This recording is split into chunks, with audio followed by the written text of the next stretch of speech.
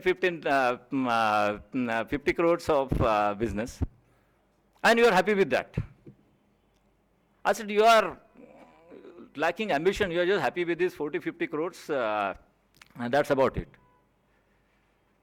I said, instead of that, I'll give you another model whereby you can make at least 1,000, 2,000, 3,000 crores a year. Now, if you take this to your board, you have to pay me a royalty. Just keep this in mind.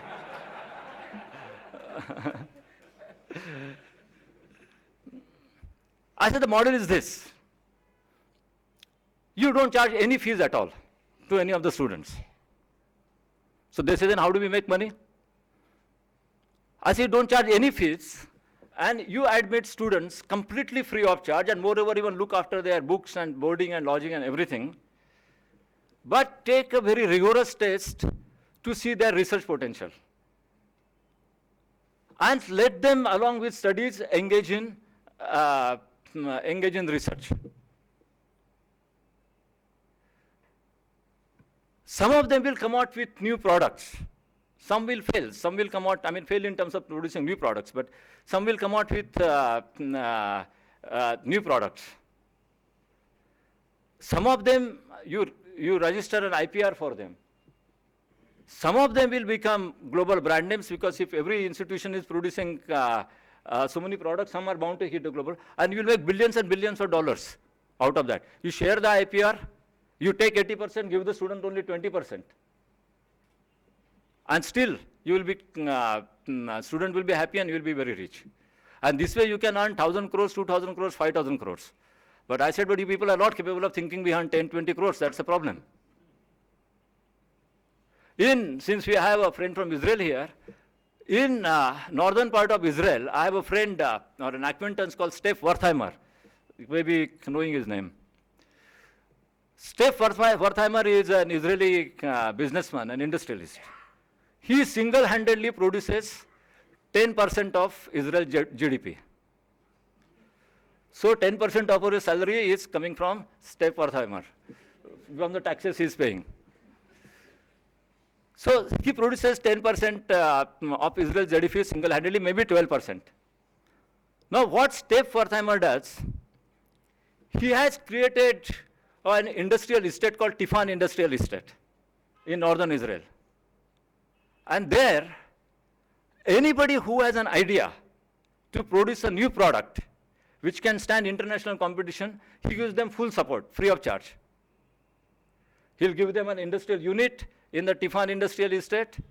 He'll give them financial support, he'll give them marketing support, and he'll give them all kinds of support. He even has set up a museum there for their entertainment and other things. And then, some of these people with this kind of a support automatically go out and produce products which dominate the world market. And Stephan Wertheimer is the most prominent example of this kind of a practice, but there are a lot of other people in Israel who do that. And there are a lot of people in US who do that. There is not a single Indian industrialist who is doing that. And when I ask the Indian industrialists, why don't you do it? They say, we have to still mature as industries, we have to make money.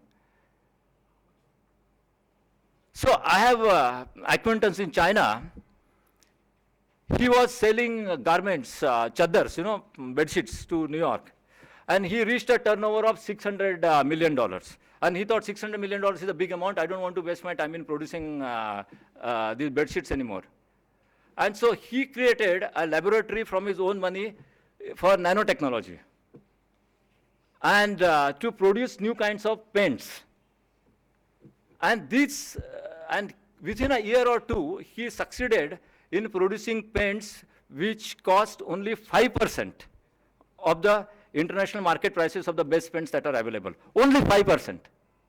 So now you have to compete with him with 5% of the cost that he's incurring. He didn't say, I want to have $6 billion turnover only, then I'll do it. With $600 million, he started doing it. So it's a question of mindset. It's not a question of resources. So the second principle that we need is, the first is plural society, a constructive and cooperative relationship between different communities, different religions. The second is an innovative, dedicated emphasis on science, technology, and along with that philosophy, and philosophy is very important too. Because technology without philosophy can cause destruction. This is what happened in the Second World War. This is how nuclear bomb came into existence. This is how bioterror weapons will come into existence. This is how a lot of other things, negative things destructive things will come in. Technology with right kind of philosophy makes creation possible. So you need technology and philosophy both. For those who understand Marathi, Tattvajnana and Tantradhyan, these are the two wheels which we need to have together. And so in China, currently the most popular person is a guy called Zhao Ziyang, who is a philosopher. And people are discussing his philosophies everywhere. You ask who is the most popular person in Mumbai, you probably debate between Sachin Tendulkar and Shah Rukh Khan. So, science, technology, philosophy, they have to go together, and unless you have them going together, you cannot achieve. The third and the final point that I want to make today is that if you want to contribute to building a Vasudhaiva Kutumbakam, and if you want to build a good nation, there is no alternative to good governance. Unless your governance is based on certain principles, you cannot have any hope for your future. Today, India's problems are on various fronts. There is the problem of poverty, problem of inflation, problem of corruption, but at the root of it is problem of governance. And unless you have good governance, you cannot have any hope at all. Now, how do you bring about good governance? That is a subject by itself. But first of all, we must recognize that we need good governance. How much of recognition is there in our mind? And how much of dedication we have to have good governance? Since we don't have a dedication, the Supreme Court sometimes forces us to have dedication.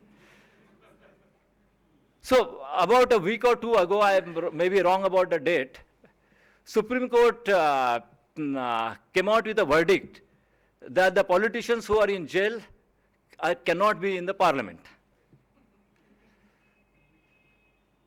So the government is so brilliant, decided to introduce a law whereby this Supreme Court's verdict can be bypassed and the politicians who are in the jail can be in the parliament. This is how innovative we are.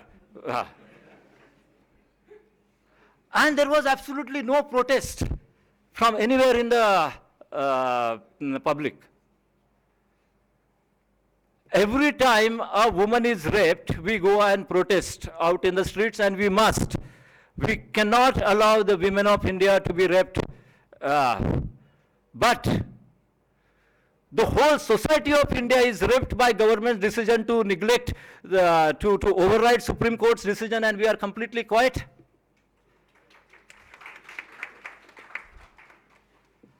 A rape is a rape of a woman and a rape of the entire nation. Both are rape, and rape should be protested and rejected. And there are a number of other examples that we are completely immune towards what's happening in governance. And we are immune, but somebody else is doing it, court is doing it, judiciary is doing it, somebody else is, other institutions are doing it. And we just find beautiful ways to whitewash these efforts. And then the other thing that we are good at is we blame the other. And nowadays we have even developed a new expertise, our nighttime TV debates, where the television anchors take a big pride in organizing confrontation between political parties and getting the BJP guy to blame the Congress and the Congress guy to blame the BJP person, and they think they are being great anchors. the need of India today is not to see how the politicians can pass on blame to each other and confront with each other and try to find escape route. The need in India is today is how do you bring about consensus between the politicians on certain core values. That is the need. It's a shame that not a single TV anchor is able to recognize it. And that more the confrontation between politicians, the more pride the anchors take. And nobody protests. So unless we start thinking about governance and how do we improve governance, we will have no hope. And this is a subject of another discussion altogether, so I will not go into details. All I would like to say in conclusion is that if we build a society which is based on good governance and the governance is based on certain core values, if we build a society where the Hindus, Muslims, Christians, Sikhs, upper caste, lower caste, everybody learn to work together in a very creative way, if we build a society where there is a scientific temperament and that temperament is further moderated by philosophy, if we do these three things, all other problems will take care of themselves. You don't have to worry about roads and railway and stock market and rupee and all of that. So I hope, Mr. Kelapuri, next time you will tell any Indian political friends of yours that building a good Indian society, Indian society based on scientific temperament, strong commitment to science, building a society based on creative cooperation between our society, building a society based on good governance is a lot more important than scoring point on the fall of rupee. Thank you.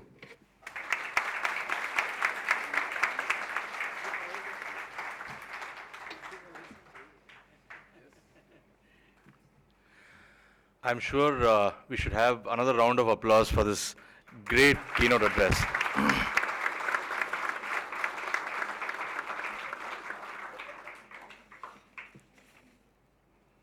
Thank you, Sundeep ji.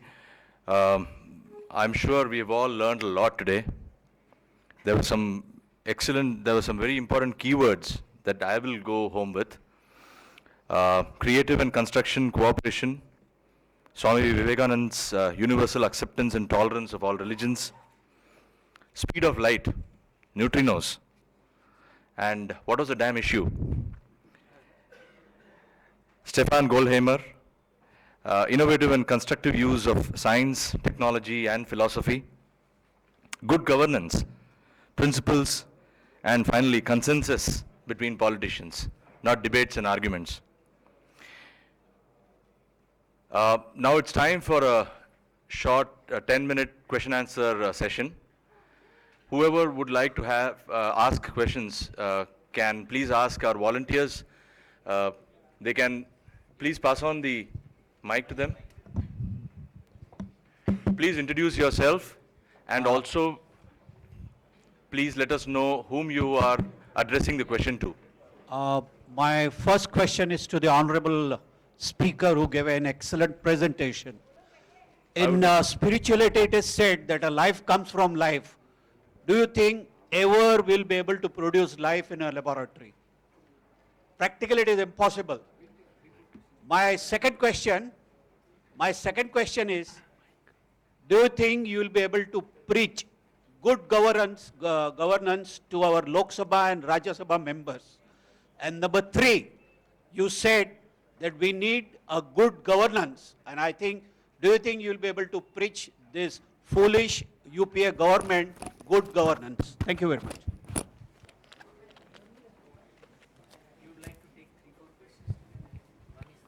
Okay, the panel would like to take a couple of questions together. So we've understood and we have acknowledged the first question. Anybody else? Okay. The gentleman on the left.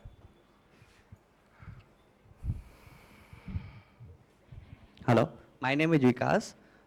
China is now dominating our economies on areas, on many other social issues also. So how it will impact to India and to the world? Anybody else?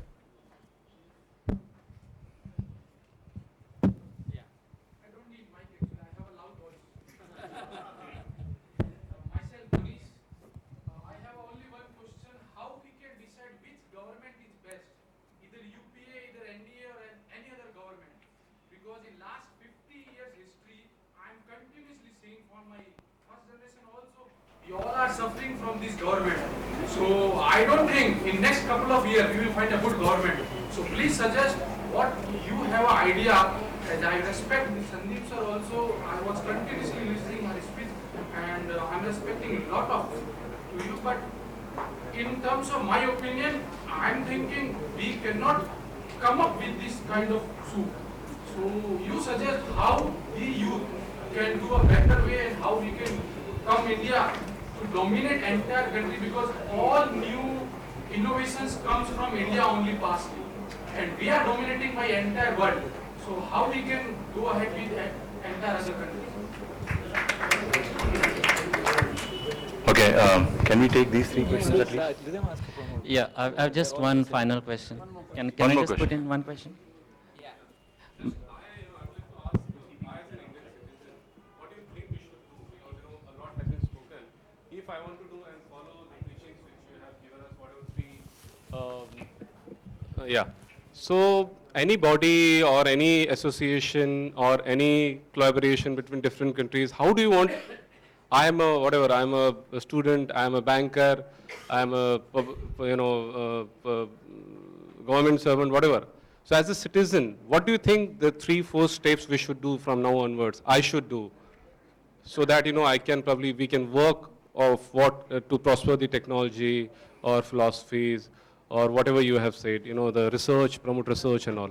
Anything. I mean, 3 constructive steps for us. Thanks. My name is Kendra. I was fascinated, Sandeep ji, with the collaboration, the example of collaboration you gave of the caliphate in Baghdad. And till today, of course, there is scientific temperament and there is collaboration. But till there are small, what do you say, islands of hate and intolerance when it comes to, because of religion, because of casteism, say in a country like India, I don't think this universal oneness will really, be a truth, because despite the collaboration on science, technology, and of course, as you said, tempered with philosophy, still I feel there are too many of these conflict spots. So how do we go beyond that?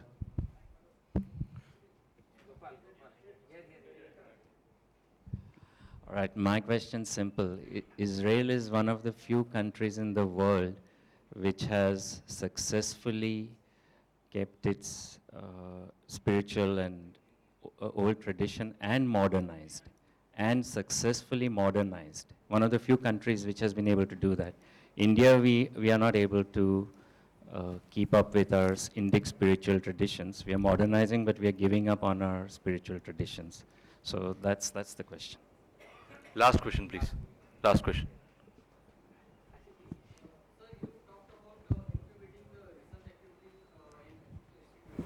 But instead of them talking about IITs and IIScs, how they are not contributing very well in terms of research activities. And even if the students are passed out, they are just creating a centers of very training who become entrepreneurs in Silicon Valley. So what went wrong in the policies that this research has not contributed to the Indian society? My name is Dr. Rajesh. I have a question from Mr. Sundeep Waslekar. Sir, socialism has failed in Russia, USSR, and capitalism has been failed in USA. So what kind of economic model you will suggest for India, whether it's capitalism, socialism, or a hybrid kind of model, or anything new which is in your mind for India? What kind of governance and economic governance you would like to see in India? Okay, thank you. That's the last question. I have also been given a question. Okay, can South India form a union like European Union, which can follow a common monetary policy? I will answer from here. You want me to come here? No, I'll answer from here. Yeah, you have this. It's written South How India. does this work? Okay, it must be South Asia. That's it.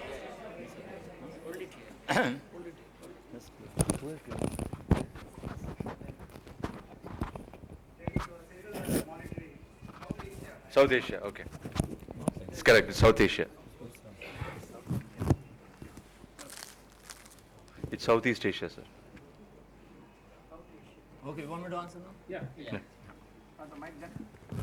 Can we give the mic, please? Give the mic back.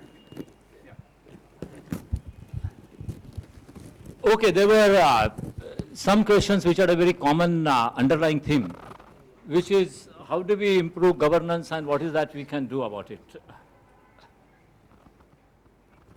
If there is one thing that we do as citizens, I'm not talking about the policies of the state, politicians, bureaucrats, scientists, military, anything, just common citizens, including everybody who's sitting here. If there's one thing, if we can do that, we will improve governance in less than 1 to 2 years from today. Across the board, in center, in states, in Zilla Parishad, in cities, just one thing, if you can do that.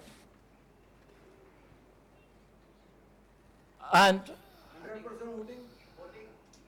you want me to answer or?